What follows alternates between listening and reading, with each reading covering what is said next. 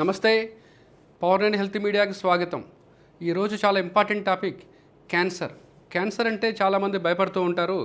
కానీ క్యాన్సర్ అనేది ఎర్లీ స్టేజ్లో డిటెక్షన్ చేస్తే దీనివల్ల ఎటువంటి ప్రమాదం కూడా లేదు. క్యాన్సర్ అనేది అంటువ్యాధి కాదు. కేవలం నిర్లక్ష్యం చేయడం వల్ల సివియర్ లాస్ట్ స్టేజ్లోనే ఫైండ్ అవుట్ చేయడం వల్లే ప్రాణాలు కోల్పోతున్నారు.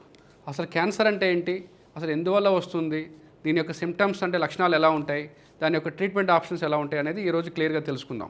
మన క్యాన్సర్ అంటే మన శరీరంలో కణాలు అబ్నార్మల్గా పెరుగుతూ ఉంటాయి. మన శరీరానికి కణాల మీద కంట్రోల్ ఉండదు. ఇటువంటి కండిషన్ని మన క్యాన్సర్ అంటారు.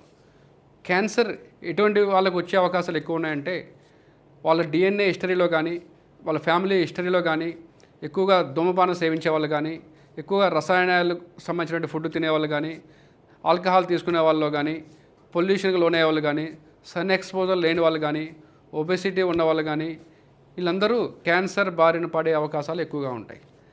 క్యాన్సర్ యొక్క సిమ్టమ్స్ ఎలాగుంటాయంటే వాళ్ళ శరీరం యొక్క వెయిట్ కంప్లీట్ కోల్పోతూ ఉంటారు, జ్వరం సంభవిస్తూ ఉంటుంది, పూర్తిగా గాలి పీల్చుకోవడం కష్టంగా ఉంటుంది, పూర్తిగా నీరసంగా ఉంటుంది. క్యాన్సర్ వచ్చినటువంటి పేషెంట్లు అధికంగా రక్తస్రావం జరుగుతూ ఉంటుంది, మల విసర్జనలో మార్పులు సంభవిస్తూ ఉంటాయి, ఒకసారి కడుపులో నొప్పి వస్తూ ఉంటుంది, సర్వీక్స్ దగ్గర కూడా సివియర్గా పెయిన్ వచ్చే అవకాశాలు ఉంటాయి. ఇటువంటి సిమ్టమ్స్ క్యాన్సర్ వచ్చినటువంటి పేషెంట్లో మనం చూడవచ్చు. దీనికి ట్రీట్మెంట్ ఆప్షన్స్ ఎలా ఉంటాయంటే మన సర్జికల్ థెరపీ ద్వారా ఈ క్యాన్సర్ గడ్డలను రిమూవ్ చేయొచ్చు. కీమోథెరపీ అంటే బేసికల్లీ కీమోథెరపీ అంటే రసాయనాల థెరపీ ద్వారా మన శరీరంలో ఉన్నటువంటి క్యాన్సర్ కణాలను నశింపు చేయవచ్చు. రేడియేషన్ థెరపీ వల్ల కూడా క్యాన్సర్ కణాలను నశింపు చేయవచ్చు. ఇమ్యూనోథెరపీ అని ఉంటుంది, మన బాడీ ఇమ్యూనిటీ డెవలప్ చేసి క్యాన్సర్ కణాలు కూడా నశింపు చేయవచ్చు. ఇవన్నీ ఎప్పుడైతే మనం ఎర్లీ స్టేజ్లో డిటెక్షన్ చేస్తావో అప్పుడు మాత్రమే మనకి ట్రీట్మెంట్ ఆప్షన్స్ మనకు చాలా యూస్ఫుల్ అవుతాయి. అదే స్టేజ్ 4లో ఆ టైంలో మనకి డిటెక్షన్ జరిగితే మాత్రం చాలా తీవ్రమైనటువంటి ప్రమాదం సంభవించే అవకాశం ఉంది.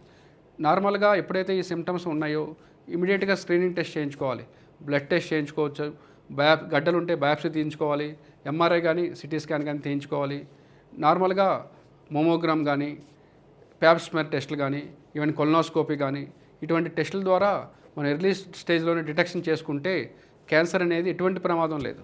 Thank you.